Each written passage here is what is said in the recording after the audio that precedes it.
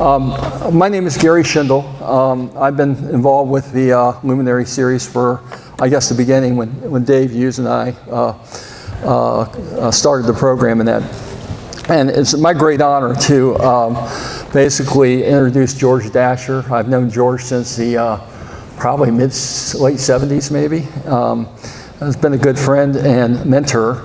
And so I'm going to run the introduction now. So I'm going to try and read all the great things that George has done. Of course, that's hard to do considering the amount of time we have. No, you don't need to read it. So George attended college at Capital University in Columbus, Ohio, where he majored in geology and minored in biology. After college, George was interested in caving, so in 1975 he contacted the Baltimore Grotto, and Bob Gulden basically answered his letters and invited George. Read all that shit. Hold on a second. Professionally, George has worked as a draftsman, so I'm going to skip ahead. Okay, a lot.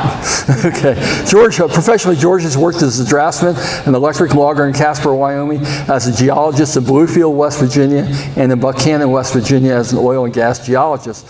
His last job was in Charleston, West Virginia, with the West Virginia Department of Environmental Protection until they eliminated his position. He is now retired. George has served as an editor of the Greenbrier Grottos, the Carabiner Wrap-Up, the West Virginia Caver, and in the mid-1990s edited and put together the book On Station, which became the NSS go-to publication on cave surveying. This was followed by a second edition published in 2011, as well as a myriad of WVAS West Virginia Speleological Survey bulletins. All told, George has been the editor, author, or subordinate author for 13 WVAS bulletins and one monograph, the longest of which is over 400 pages. He has 2 bulletins in the works and has also continued to edit the West Virginia Caver, which is now on its 41st year and is currently the executive director of WVAS.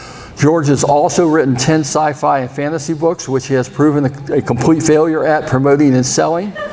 Not my words, that's George's. And in 2018, George was also the recipient of the NSS's William J. Stevenson Award for Outstanding Service. So thank you, George, very much. And I'm going to put the mic on you now. So my first question is, can everybody hear me? If not, move to the back of the room so you can take a good nap. Is that better? Is that better? Well, if you don't want to hear me, move to the back. If you want to hear me, move to the front. Oh boy. Things Gary talks me into. Well, in case you haven't figured it out, I'm George Dasher. And I'm going to tell you about my background. I was raised on a farm that was originally in Ellicott City, Maryland, but it got swallowed by Columbia, Maryland, and that was the end of the farm. Growing up, I spent a lot of time reading, and I always wanted to try backpacking, mountaineering, caving. Backpacking being the easiest thing to get into since the Appalachian Trail was close by. But I was forbidden to go to the Appalachian Trail because several people got caught smoking grass, and that was it for me. I wanted to learn how to rappel, so I went up in the hay barn with a rope, and all I can say is it's a good thing it wasn't very high and I had a hay to land on, because I fell. Showed cattle in 4-H, had a bunch of cousins, we rode horses a lot, had a farm pond. Of course, the disadvantage growing up on a farm is one morning in the early summer you wake up and your father explains you got to bale hay all summer, but he paid us a full 75 cents an hour, so it wasn't all that bad. I think in '69 I saw a show on TV about knolls, which I thought was really great. I tried to get in there in the Wind Rivers. I tried to get in on their class, and it was full because everybody else had seen that show.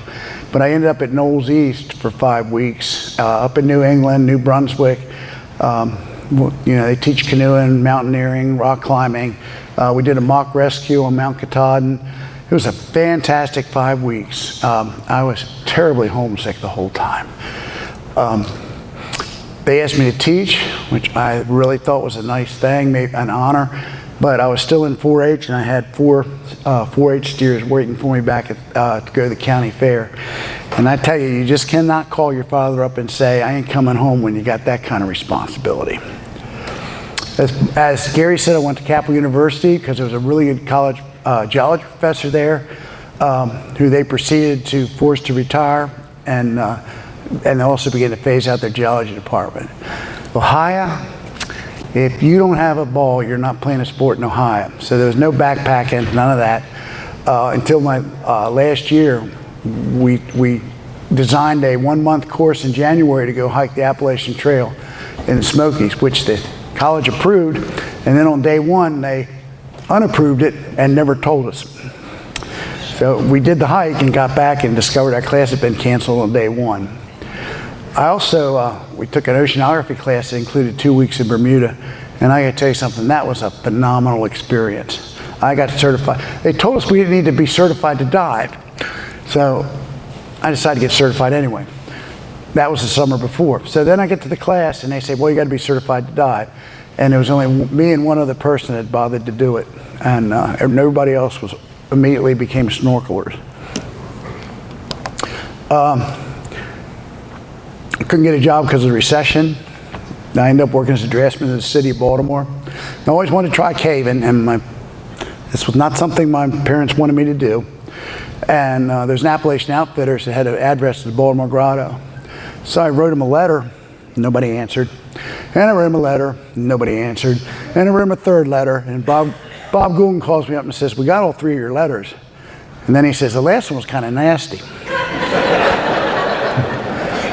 So Bob gave me, I don't know, Bob lived like 15, 20 miles away. He gave me directions to his house that started at the end of my driveway.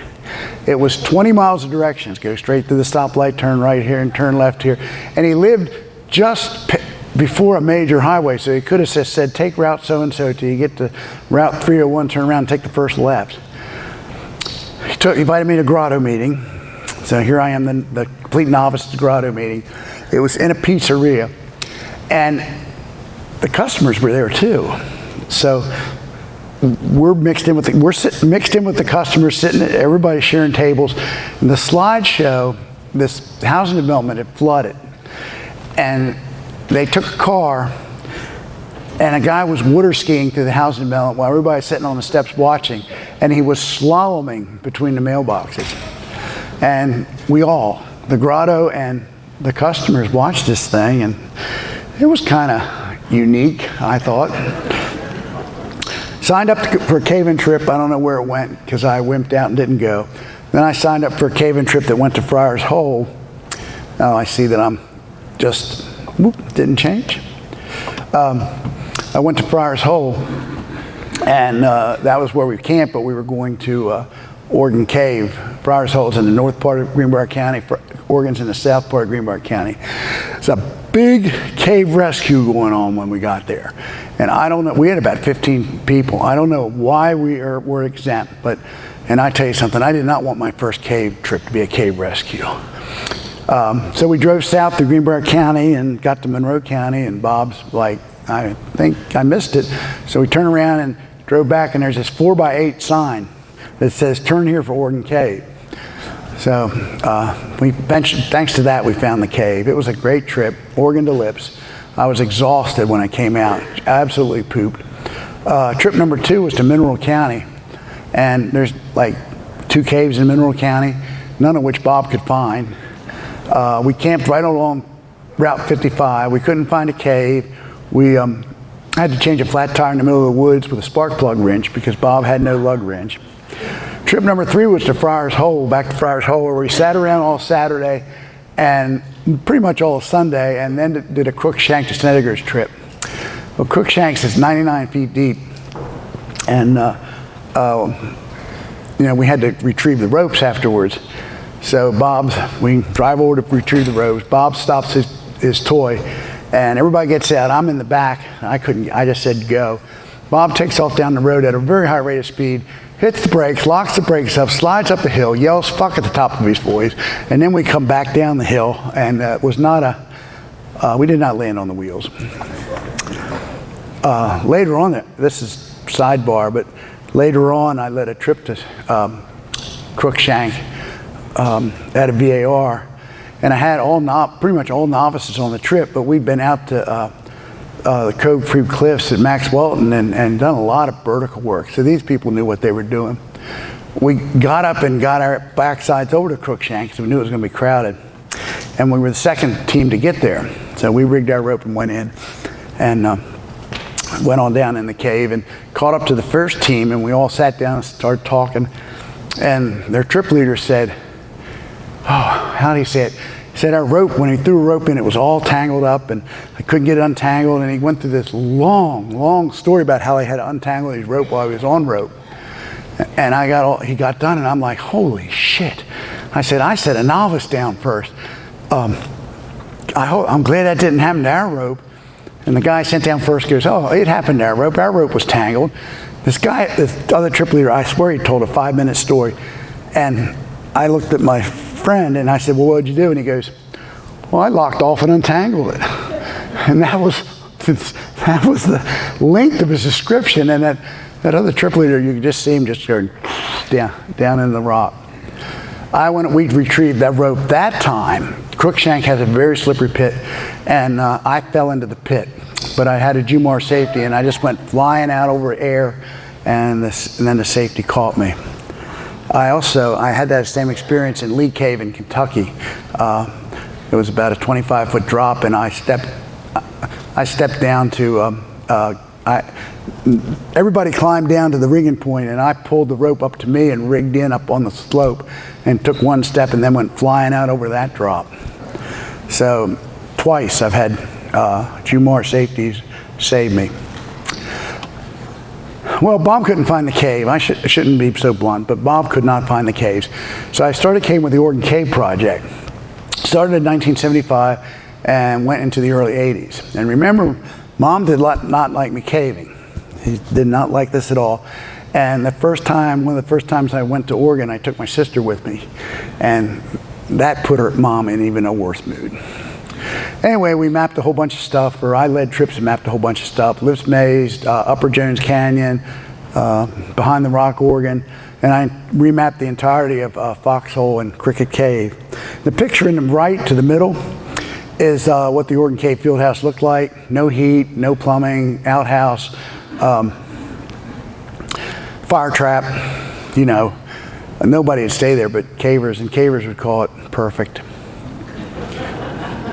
We had an outhouse, and back then I wore corduroy pants for caving, and the zipper on the fly would get all jammed up. Now I was out there using the outhouse. Actually, at this point in time, I was trying to get the zipper up, and an individual came out of the back porch and yelled, "Is anybody in the outhouse?" And I, of course, didn't answer. And she took a step off and she yelled again. And she took another step and she yelled again. And she got up to the outhouse and she beats on the door. And of course, I didn't answer. And by the way, the zipper had finally come up. And she opened the door just a little. And you're listening to this, aren't you, Linda? She opened the door just a little bit and I yelled, "Boo." Hopefully she still had to use the outhouse. I mapped, as I said, Cricket and Foxhole. These maps are showing up better for you than they are for me. And Paul Stevens, when he did the Oregon Cave book, he quadded everything. And I just want to go on record. If you look at the map in the middle on the downstream part, you can see that the sketch is just pretty much 2 lines, the wall. But if you go north and onto the quad that's on the right, once you go north, you can see that the guy that sketched that did a really good job. And I just want to point that guy did a really good job. Okay. I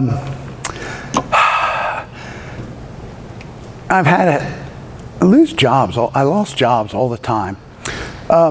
My job in Baltimore, the city of Baltimore eliminated my job as a budget cut. So I found work through a headhunter out west, and we'll get into that later. But the last day I was at work, it had all been a political ploy, so they come in and say, "Well, we're not laying you off at all." And of course, I already had a job and wanted to leave anyway, but I'm kind of it's a politician doing something. I moved Gordon Cave Project gave him be a big going away party. I moved to Tulsa, I moved to Casper, I became an electric logger, running electric tools down boreholes. My truck broke down in the Red Desert one. Well, the Red Desert is southwest of Casper, and it is full of wild herds of antelope and wild herds of wild horses. And that was kind of neat. I was only able to do one backpacking trip out there, a 2-day trip into the Wind Rivers, which was nice, but we never got much time off. And my truck broke down, and the hydraulic truck pump broke down on it, and with the tool down the hole, and we couldn't pull the tool up. So we hooked it to another guy's pickup truck and just pulled it out that way. We knew something was going to get destroyed, and we figured the wire was better getting destroyed than the tool. And it was coming on winter, and they really didn't, they wanted to fire everybody so they didn't have to pay unemployment. And then just hire new people in the spring, which is what they done with me. Anyway, they told me I was going to be fired, so I quit before they did that. And years later, I was at a USGS talk in Martinsburg, where we moved from station to station to station to station. And I moved to, it was a station on electronic downhill tools. And they gave us a talk, and in the process, they said we get the tools from Century Geophysical. So everybody moved on to the next station, and I went over to the guy, gave the talk, and said, I used to work for Century Geophysical. And he was a big guy, and he gave me that state trooper federal look, with no smile. And then he goes, I said they were a lousy company to work for, or they're a lousy company. He gives me that big stare, and then he goes, they still are. So I moved to Bluefield, took a job as electric logger there, which fortunately didn't last long. They made me a core logger, which is a lot more fun and requires a lot less electronics breaking down. And I moved in January of '78, which was one of the biggest blizzards in they call it the blizzard of the century. I was actually driving through South Dakota, and my steering was freezing up while I was driving. You had to jerk it a little bit to keep it going. You did not leave if you left your car outside, it had to be running all night. I found garages to put it in. It took me like 4 days to get across the country. And I had a CB, and that was a damn good thing because, well, I was going to get off at Pierre, South Dakota, because I want to find a motel and live. And I called on the CB, is this open, the exit open? And somebody answered, no, it's not open, it hadn't been plowed. And I would have just merged off right into the snowdrift and been stuck. The CB was a really important thing. Anyway, I worked for Consolidation Coal for a while as a core logger. And then I went to Buchanan. Consolidation Coal eliminated our office. So I went to work for Union Drilling as a oil and gas geologist. And they, in 1987, eliminated their technical staff. So I'm out of work again. And it took me, I was unemployed till '91, where I got a job as the West Virginia Protection, DEP as a geologist, where I remediated old rail yards, where the hydrocarbon problems, where there'd been a spill. It was a nice job. I'd say 40% of the company people I work with blew me off. I had no enforcement ability. 20% said they do something and did very little. But the other 40%, the company people I work with, that other 40% were just the greatest people in the world. I mean, they do things, all you had to do was ask, and that part of the job was really fun. But I got old, and DEP decided they had to kick me out, and they transferred me from the groundwater program to a data entry computer job, so I would leave, and I obliged them by leaving. I was also on the DEP dive team for a while, and while I was in Buchanan, I was an EMT and a paramedic, and the picture in the upper right-hand corner is one of our employees for Union Drilling look at the samples that have come up the borehole. And of course, below that is a ambulance, and below that is Frances Carter, a dispatcher, who was always my partner in cards. And every time I'd get a really super good hand, she'd fall asleep and renege, which, heck. The picture to the left is the '85 flood. We went up to Parsons and worked that. I don't know how many of you have driven between Parsons and Elkins, but we had a guy at St. George who, he was elderly. The flood devastated him, and he ultimately died. But I got to drive red lights and siren from Parsons to Elkins. And if you've ever driven between Parsons and Elkins and get behind traffic, you know what a pain it is. So it was such a joy to drive it, and everybody had to get out of my way. This is pictures of some of my remediation sites and the dive team, etc. When I was in Bluefield, I joined the Greenbrier Grotto. We did a cleanup in Patton Cave, and then we surveyed the cave. And then Marshall Holmes found a drop in the back of the cave, and we found a whole bunch of Pleistocene peccary. I'm giving a talk on that on Thursday. But anyway, that was a pretty neat thing. Of course, because we all knew Fred Grady, we called in the Smithsonian Institute, and I think we took out 12 individuals or something. Anyway, I mapped Patton, I mapped Laurel Creek. I did 2 trips. To get into CRF then, you had to like repeatedly ask, because they wanted people that had the gumption to do things, you know, stay in power. You asked and you asked and you asked, and finally they let me in. I got to go on 2 trips, and then I moved to Buchanan, and that was it. So if they let me in earlier, you know. Anyway, this is the Patton bone dig. That's my sister in the lower left-hand corner, and that's a couple of the skulls. That's Bob Liebman in the striped shirt. Also in '82, we had a bunch of cave rescues. Buddy Penley's rockfall hit a couple cavers, did some damage, and we were still doing the Patton bone dig with using 50 caliber ammo boxes. And these 2 guys had been standing under the rope, and we quit standing under the rope. The dig site was really small, and on one trip the ammo can came apart. So we at least learned a lesson to rescue, because there was nobody standing underneath this thing, because it would have done serious damage. Laurel Creek Cave, the 2 pictures in the right, upper right, that's the upper picture. Is the entrance is about 110 feet wide. That's the entrance in regular water, and that's what we had. We had a rescue, and that's what the entrance looked like. That room below at the bottom, that's the theater room, and that thing was half full of water. We got called, actually, Balfour and I were mapping in Lost World, and we got flushed out of it. So we had a strenuous night drinking. And the next morning, I'm laying in bed at the old Weevax field station, and Debbie Kyle and Fred Kyle came in to talk to me, and I'm like, man, this is really nice. They came over and just talked to me. This is just wonderful. And then as I gradually woke up, it dawned on me, these people are cave rescue. So we drove down to Laurel Creek and stood around mostly, waiting for the water to go down. The Greenville community was having a dinner. They came down and said, come on up to the dinner. We didn't do it. They come on up to it, we didn't do it. And they came down and pretty much ordered us up there. So we go up, and you know, it's out in the country, there's a community center, a long line of food. You get in line and you go through the food. You know, we got state troopers, conservation officers, cavers, and maybe a few other people. And we came out the other end, and it's this couple's 50th wedding anniversary. And we don't know these people, but you know, you got a whole thing full of fried chicken, so you congratulate them, and then we went back to the cave. I told everybody, since I'd been in the cave, I told everybody we respected current. We rigged ropes and lined ourselves down. And I told everybody it's going to be roaring. We're not going to be able to hear ourselves talk.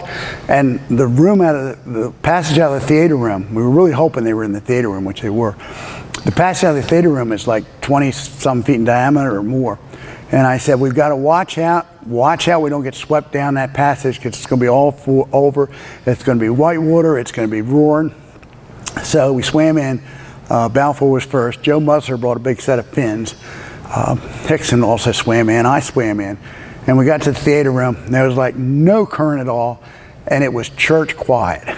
It was actually quite a little experience being in there with it so quiet. And the picture in the lower left is what the passage size is upstream of the theater room. We had one in Oregon when a bunch of kids went in, got in Lips Maze. I think there's about 8 of them after church. The 2 trip leaders left 6 of them, one of which was a diabetic. and went off exploring the whole cave by themselves until they ran out of light. And we ended up with 2 groups we had to find. But we also had one in Harmon's Waterfall in November. Now, some of you have heard this story. So my sister says if you've heard the story once, you hold up 1 hand. If you heard the story twice, you hold up 2 hands. If you heard the story 3 times or more, you beat your head against the wall. So some of you might want to move near a wall. A bunch of rock climbers went in Harmon's Waterfall and never came out. The owner called a rescue about 2 days later. So we go over, 6 of us. We show up. None of us have been in the cave. It's a 20-foot climb down. We go in the cave. It's climb down, and we're going up the only pass at the bottom. And you hoop and you holler because you're looking for people. And somebody hooped and hollered back, so we knew we found them. So they're like, we've been rescued, and we're like, we're rescuing you, and everybody's happy. And they had a big rock, all their equipment spread out on it, and we waited while they collected and put it in their packs. And then we started out. Well, they wouldn't come with us. We're like, what's your problem? And they said, you're going the wrong way. And we're the rescuers. You're the guy stuck in the cave. And they wouldn't come with us. And we finally said, just stay in the cave. So we started on out of the cave. Well, we got a little ways, and there's a waterfall. There hadn't been no waterfall on the way in. We were going the wrong way. So we went back and said, which way you guys think it is? Well, we started out, we ran into a couple of Greenbrier Grotto people on the way out, so we knew we had the right passage. And we got to the entrance, and their trip leader said, this is as far as I got. I got here 3 times, but I couldn't find the entrance. And we all like looking at him and like, who has to tell him? It was a 20-foot pit. He had trees above his head the whole time. He never looked up. So we were less embarrassed. Well, actually, we weren't really embarrassed because we didn't give a hoot. Map Sharp's Cave had a lot of help from PSC, had a lot of help from DC Grotto, had a lot of help from Gary Arbogast, who I ran into last night at the Howdy Party for the first time in forever. Gary and I started the survey on Halloween Day, 1981, and Halloween Hall. We named it because we were mapping this big passage and you would hear a rock falling every once in a while. So that's why we named it Halloween Hall. That we got done, and it was only about 15-month project because, like I said, I got a lot of help. The last trip in, we had 3 parties, and 2 of our parties came out, and we were waiting for the 3rd party, which was being led by Fred Grady. And we're sitting there at the pull-off in the dark, no lights on, it's night, and this car pulled up in front of us and stopped. Well, it was 2 young women out of gas, and this pickup pulled up next to him, had a grandfather and a grandson in that thing. And the grandfather started putting a make on these women. I will go get you gas, but I want something in return. And the kid was like really shook up. But anyway, out of the dark came the women's rescuers. And Bob Hoke said, I'm going to drive, ran the guy off. And Bob Hoke said, I'll go get you gas. Keep your car doors locked. I'll be back in a little bit. So we got to show our good side on that. Started in 1980, edited in the Caribbean Wrap-Up. Did it for about 2.5 years. Then the postal costs put us out of business. Either Ray Garton and or Bill Balfour suggested we start a regional newsletter. We started the West Virginia Caver. Balfour named it. I was really hoping for something more imaginative, but it didn't happen. There were 5 organizations, WEVAX, Greenbrier, Mon, WVU, and Charleston, and it's still going. It's had as much as 10 organizations supporting it, and right now it has Charleston, Greenbrier, Mon, Mountain State, Gross, WVU, and WEVAX supporting it. You can get it in hard copy, or you can get it in digital copy, or you can get both. 1980s, I went to I'm probably the only person that took an NCRC course that thought he was getting gypped. I could only get 2, I was working for Union Drilling, and I asked them, if we got out there, if the course was too basic, could they move me in the upper one? And they said yes, and I got out to Wind Cave, and they said, first thing we're gonna do is put on our caving gear and crawl down through this ditch on the surface to make sure our caving gear works. And I did that, and I asked them to move me, and they said, no, we don't do that. So I was kind of aggravated. Anyway, I got a fellow that year, and then I mapped Elkhorn Mountain Cave when I got back, which only took 2 or 3 trips. Now that's a very pretty cave. That's a nice cave. The picture of it is in the middle. Actually, the map is on there too. Did Bridge Day several times in the 80s. Let's see, I did it, back then you did a short rack. And they told you to take a bottle of water and you poured it on the rack to keep it cool. Now they use a long rack. So the end result was when you got to the bottom of the drop, by pouring all this water on yourself, you looked like you peed your pants. But I took an ivory snow bottle because of the right shape, and I didn't fill it after my first rappel, didn't refill it. So the thing was about half empty. So I'm going down the rope and I'm pouring water on the rack to keep it cool. Well, there's still some soap in it, and the soap ran down across the brake bars and made a film, and the wind coming behind me was just at the right velocity, and I'm blowing bubbles out across the New River Gorge. So we did it. I did it once on the Charleston Grotto rope, and 3 years on the as a rope team. We call it the Greenbrier Grotto rope. And then the last year, Jerry King got this idea, let's do a short drop. Well, a short drop at the New River Gorge is 500 feet. We'd already cut our rope, but Jerry had a rope, so we were good. Jerry went to tag the week before, and I can't remember what happened, but I think his engine blew up and he got robbed. All his vertical equipment got robbed. So the fun units had run out on Jerry. So he drove the rope. He lived in Cleveland. He drove the rope to Clarksburg to Alan Carpenter. Alan drove it to Buchanan, and we went down and did this drop. Well, you're supposed to have rope guards.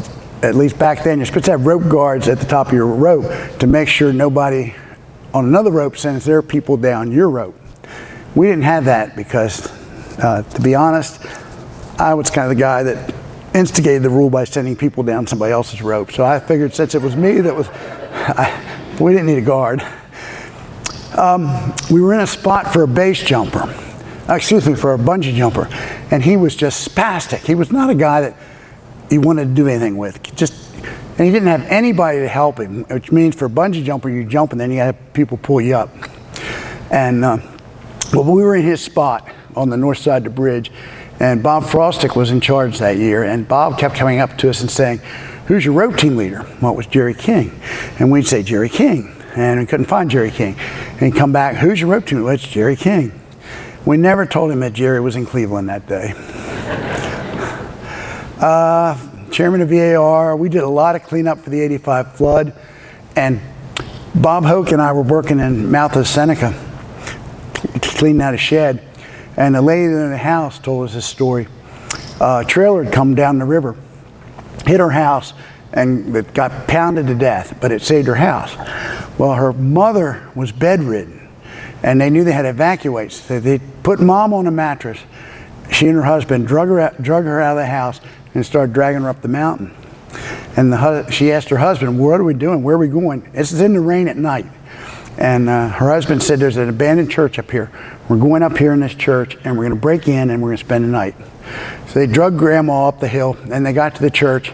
The doors open, the lights are on. There's everybody up there, and there are people serving soup. So Seneca Rocks had a good sense of community. Oswego Cave Rescue, a couple people rappelled in and didn't know how to come out, and we had to go pull them out. I rigged the haul system. It was to a Trevolian, and then we pull them over to a very angry cop. And I rigged the actual haul system I rigged was a block and tackle system. If you've been to Oswego, it was laying down the hill, and we get ready to start hauling. The first haul, we look down the hill, and here comes 12 Boy Scouts up the hill. So it's like, that's much better than a block and tackle system. When I got there earlier, I'm like the last caver to get there, and I park behind everybody else, and there's a fireman out in the front, young guy. He's got his hands in the air, and he goes, "We're going to wait here. We're going to wait here till they call for us, and then we're all going to go up together." I'm thinking, God, that's stupid. Let's go to the cave and see what's going on.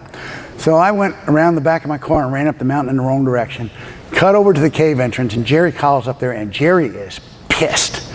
And he yells at me, "Why are they staying at the bottom?" And I said, "They're waiting for you to call on the radio." And he says, he just screams at me, "We're on the wrong frequency." different frequencies. So I politely said, you want me to go get them?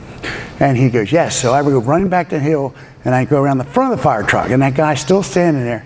And I just go to politely, they want you up the hill now. And he turns around politely at all these people and says, you may go to the cave now. Like, please, just let me. Matt Mitchell Cave, which is in the gorge over in on the South Fork River. We had a backpack in, and that was. I also led a lot of vertical practices for the Greenbrier Grotto, and those were the people that I took into Crookshank that time. We've actually do vertical practices, be at either Bone Quarry or Max Welton on Saturday, and then Sunday we'd all go and drop Grapevine. And Grapevine had been closed forever, and the owner opened it up and let us do it. So you can see how big this is. That's how big the entrance is. We could rig 3 ropes, 1 in each corner, and we could do it with directionals and without them touching the concrete. It took a little bit, but it was interesting. But you can see the crowd that would show up. Everybody wanted to drop Grapevine because they could walk out. And it's just part of the thing, I guess.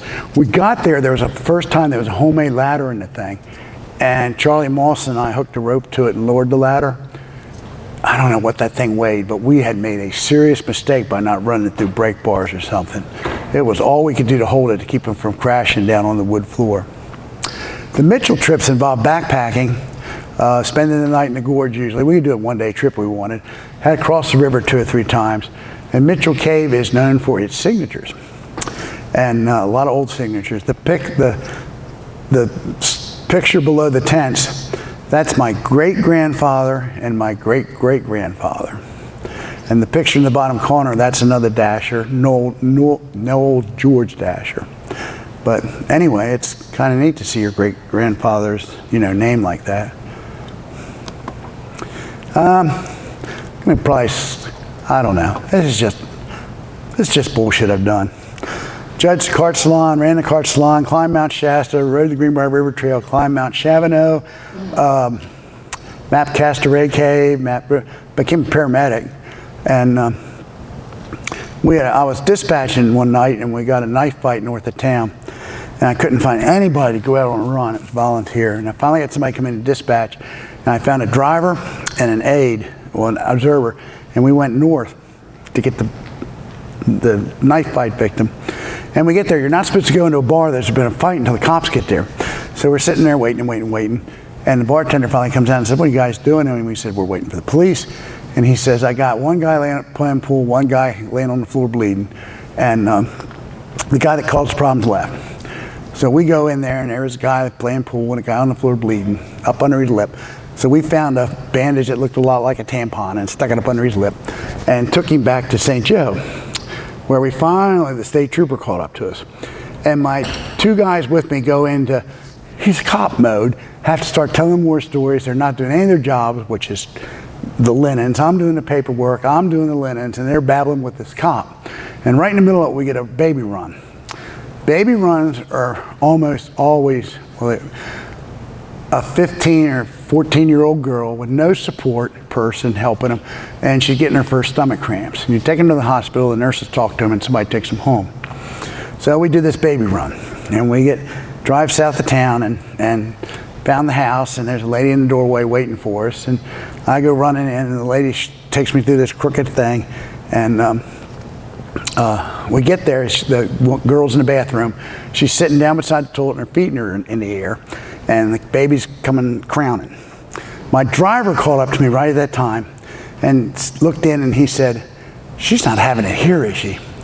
Half of my brain said, you got to deliver this baby because you're traveling with total idiots and they can't do anything.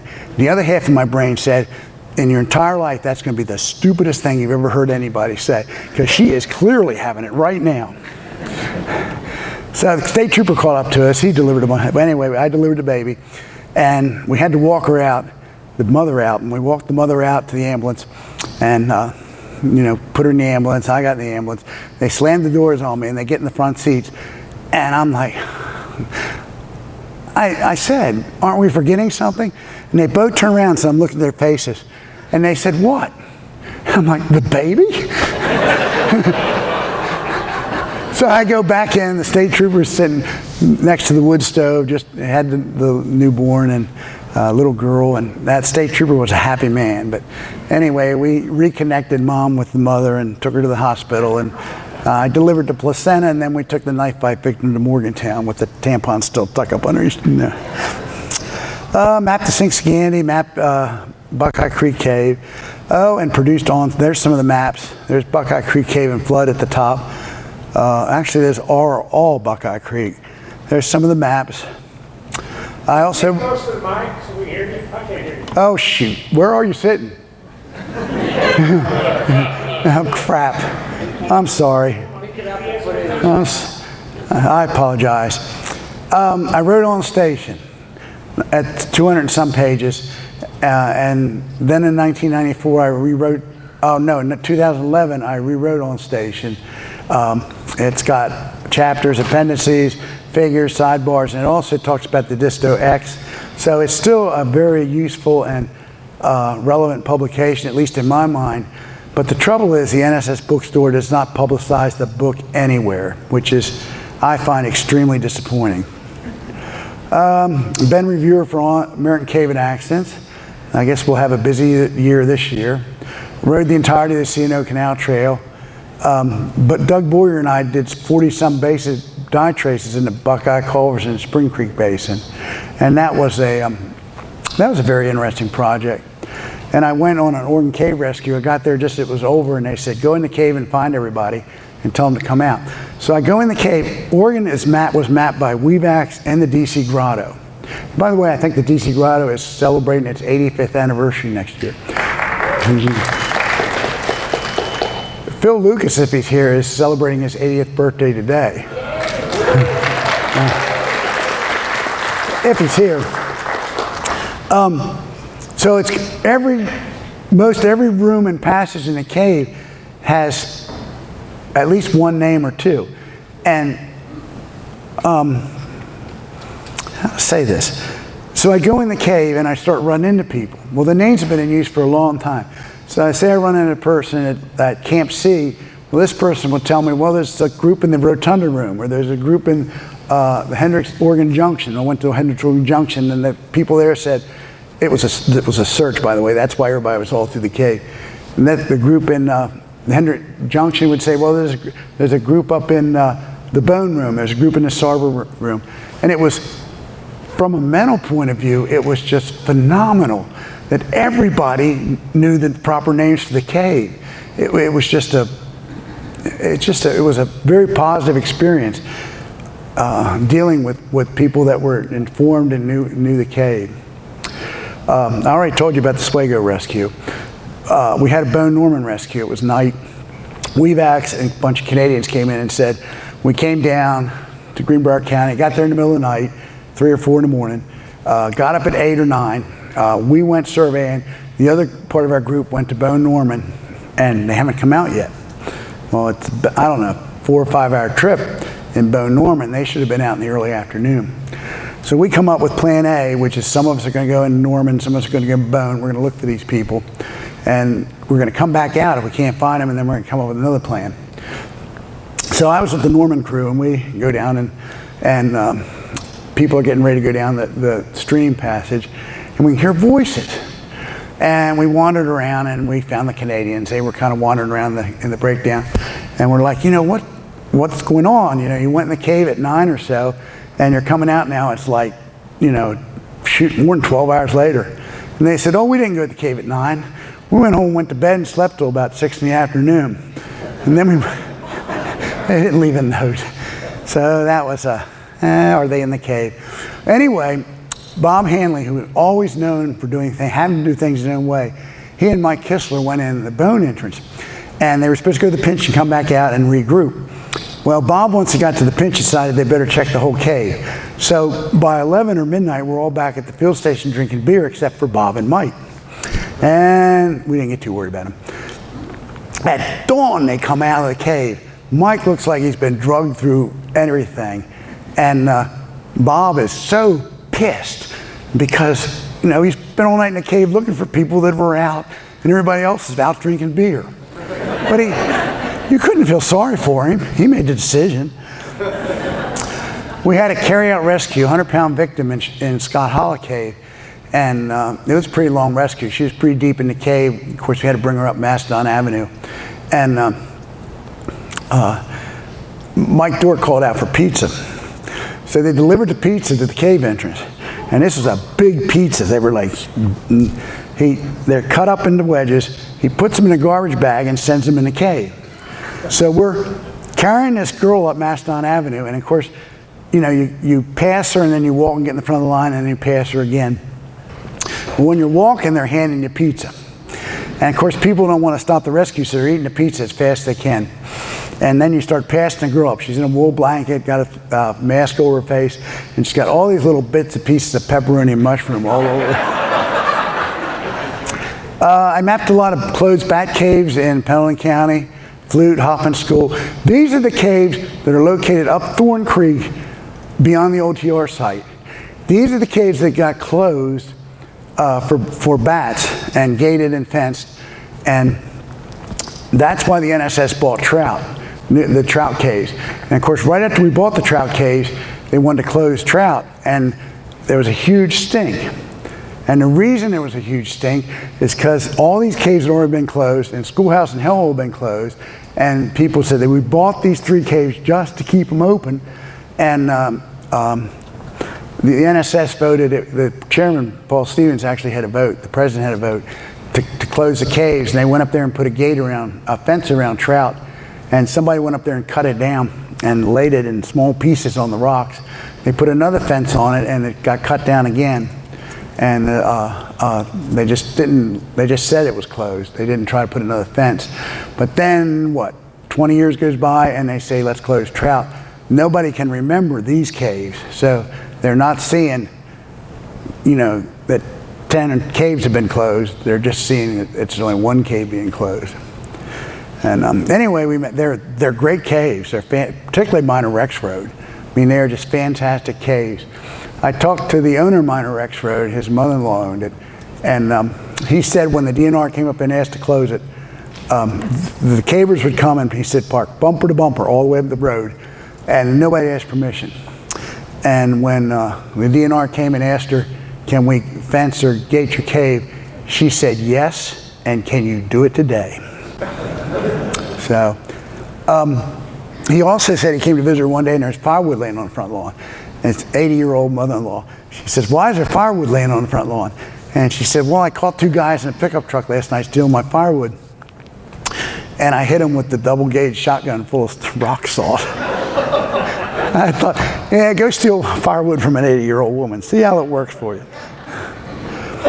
I only went on 1 trip into Schoolhouse, PSC, Germany Valley Karst Survey mapped it. I drew the map though, and it was a son of a bitch a map to draw because, well, for a long time until Gordon Brace got involved, they were just bringing out such awful data. And I've written a Fortran program, well, it's basic now. I've written a program to reduce my own survey data. I still use it. And Schoolhouse just totally overwhelmed my program. But it was a pain, and the data wasn't that good. Is Dave West here? Dave and Karen mapped the whole entire lower section. I forget how, it was more than 1,000 feet. I think 1 cross section. Like, thank you, Dave. I've done a whole bunch of We've Asked bulletins, and I did the guidebook for the Geo field trip.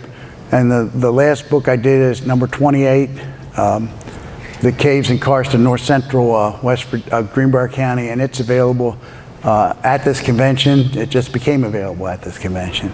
Also did a book on saltpeter caves of West Virginia. John Taylor's here. John was a lot of help. Sent me the census for either 1860 or 1850, that was it. John was a lot of help in the northern part of the state, Pendleton County, Grant County, and unfortunately, Marion Smith was the big help down in Greenbrier and Monroe County. They knew a lot of, you know where I'm going with this, so I'm moving on. I'm getting tired of this. I hope you guys are too. I've come up with these two logos. Of course, I do a lot of cryptography, and I'm getting away from the mic again. I kept a record how many caves I've been in, and all but 15 of them have been in West Virginia. I made a conscious decision to focus on West Virginia. And being in charge of the project, I'm defining as knowing where to survey, reducing the data, and drawing the map. I've been on 19 cave rescues. I'm gonna tell you the first one. It's 1981. International Congress is coming up. We're having a pre-camp at Weevax, and somebody takes a fall in Hellhole. They called us from Buchanan, Gary came from Morgantown, everybody came up from Weevax. Well, the guy taking a fall in Little Hellhole, the interior pit. And of course, he's down at the bottom now, and the guy at the top yelled, "Did you hurt yourself?" And the guy at the bottom yelled, "I broke both my legs." So they send somebody up the big drop, and we have this big call out in the middle of the night. Meanwhile, the guy at the bottom of the pit's laying there, and he stands up and says, "I don't think I broke my legs at all." And then he comes on up Little Hellhole. They pull him up Hellhole, put him in the ambulance, take him away, and nobody thought to call the rescue off. So here we are in the middle of the night down there. We got about 40 people. Gary's linkage came out of his transmission. So he can't. He's in first gear driving around. Yeah, never thought to call the rescue off. A couple of the caves I've drawn recently: Dream Cave, Stillhouse Cave. These are both Medville's ideas. Let's go map Dream. Let's go map Stillhouse. Minor Rexroad is just a cave I particularly love. It's got a huge amount of vertical in it. You don't have to be on rope. It just climbs up and down a anticline limb. And for those Helderberg caves over there in Pendleton County, none of them have any water, but Minor Rexroad does have a very tiny amount of water. And of course, it's a closed bat cave. So you're mapping in a closed bat cave, and Virginia big ears, when you scare them or move them around, they just fly all around, they're spastic, and then they go right where we're gonna go next. And they're guano bat. So if you have people falling down for no reason, or like sliding on one foot with the other foot behind their ear, you're on in a guano big ear cave. Tricolors fly they're weak flyers. You can see them coming, they flitter. Big browns are about the size of a softball, and they're strong flyers. But the one that really gets your attention is little browns. Little browns fly like they got a rocket up their ass. When you got a little brown coming at you, you are trying to get out of its way, but by the time you start moving, that damn bat is about 25 feet behind you. They are very noticeable because they scare the shit out of you. I kept a list of caves I've been in. You want me to read them one by one? Yeah. And that's it. Except, remember the part I'm a failure? I met Bill Jones and his wife a couple weeks ago, and Lee is also an author, trying to be an author. And she suggested I start giving books away because other people that talk and all that. So I brought a whole bunch of books, and if anybody wants to take them, please do.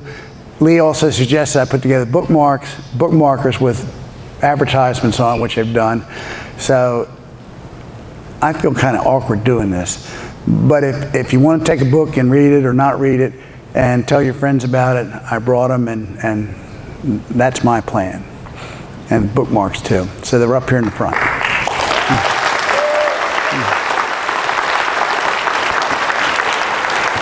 Great job. Great job. Yeah. George will also autograph him for a prize. So, does anyone have any questions for George? I do. Is your sister still caving? Well, the question is your sister still caving? She's shaking her head no. Why don't you use the mic? Use the mic and repeat the question. She wanted to know if my sister's still caving. My sister's shaking her head no. Stand up. Stand up. All right. Yes.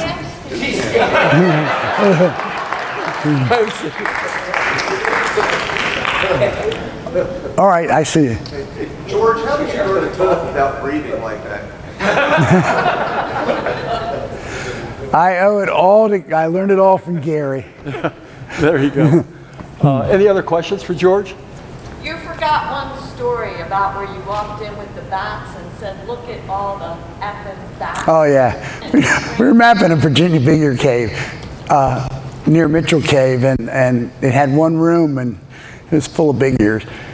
And we were nobody, the DNR didn't even know about this cave. And we went into the room, the three of us, and my solution was to yell at the top of my voice, look at all these damn bats. And of course, they're Virginia big ears, which are a spastic bat. And as soon as you do anything around them, they all fly at the same time. So Rain bats. yeah. We mapped that cave. It was a maze cave. Ed Salkstead and I went in the only room in that cave. It only had one way in and out. And there was a rock that was very obviously unstable. And we made a deal.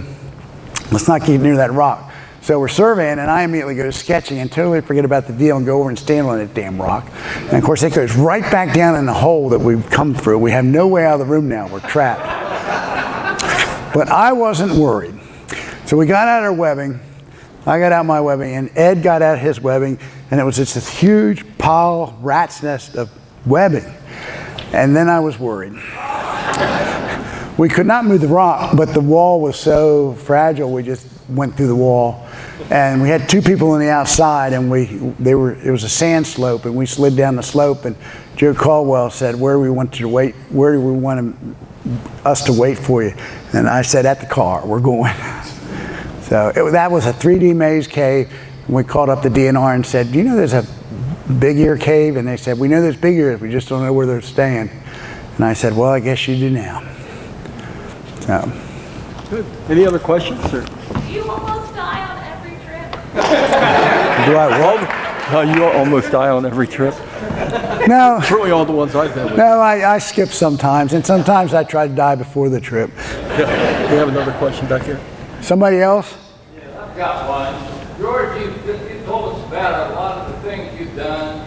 It's an amazing accomplishment, but you've left one thing out. What's that? You haven't explained how you're an expert skier and can ski down those black diamonds at Utah and Snowbird. I'm not that expert anymore. But you used to be. Not that expert. I had to take up scuba diving. I don't ski that well anymore. Good. Well, thank you all very much, and thank you, George, for a wonderful presentation. Oh, I guess I'm not.